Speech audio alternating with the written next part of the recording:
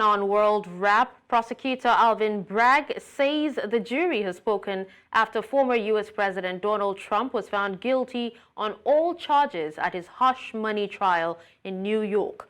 The Manhattan District Attorney Bragg told reporters that their job is to follow the facts and the law without fear or favor. He also added that there are many voices out there, but the only voice that matters is that of the jury, and the jury has spoken.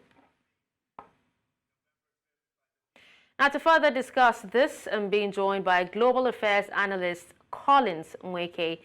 Hello, Collins. Thank you so much for joining us at this time. Thank you, Darshan, for having me. All right, now barely 5 months ahead of the election where he seeks to return to the White House, Donald Trump has been found guilty of all 34 charges in his hush money case. Now, the first of its kind in the country's history, if I must say. Go ahead and tell us, what do you make of this?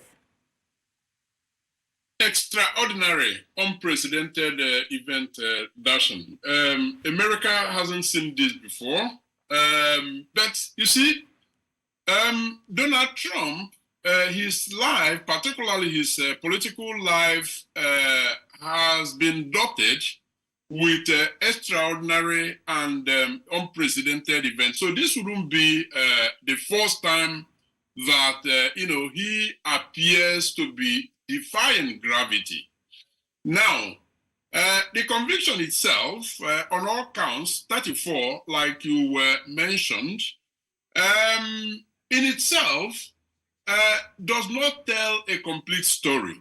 What will tell a complete story, Darshan, is what happens afterwards. Because imagine a scenario where a former president and a candidate to become the next president of the United States of America has this to his name, yet he goes into the election on the 5th of November and wins the presidency of the United States of America. I mean, just imagine that. So that is actually going to be the defining moment of this conviction that he has had. All right. Now, but what does this mean? What does this development mean for the United States, as this case seems to thrust the country into uncharted political territory? It means many things for the United States of America. I mean, the conviction of Donald Trump as a felon, of course, awaiting confirmation because he still has to be sentenced, and technically speaking, he can't truly be considered a felon, but that is what, the jury has found. Now, essentially, what it tells the United States of America and the rest of the world is that no one, not a single person, is above the law.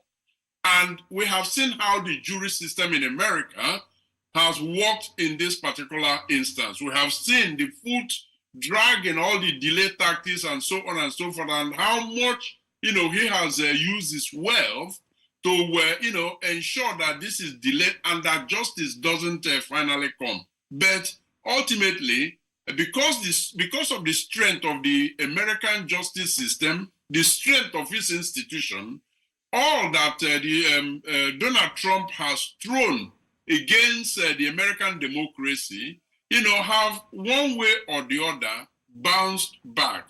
But he is not giving up. And so cases of this nature continue to, test the strength or the weakness of... All right, Collins. Now, if you remember, since the beginning of the trial, Trump has actually described it as a witch hunt, from the opposition to stop him from contesting, the elections. And he also labeled the guilty verdict as a disgrace. What are your thoughts on this? My thought is that that is typical Trump, speaking. He will always find one way or the other to use rhetorics, to wriggle himself out of the tight corners that he happens to be the one actually putting himself. Now, this is far from a witch hunt. people might question, how justified it is to, bring a candidate for the presidency, a former president, to trial at the time that they did. But those are beside the point. The main point here is that somebody did what he was not supposed to do, and the long arm of the law is catching up with him. This is no witch hunt. This is simply justice playing out. All right, well, thank you so much, Collins Nweke, for joining us and speaking to us on this. Always a pleasure. Thank you for having me.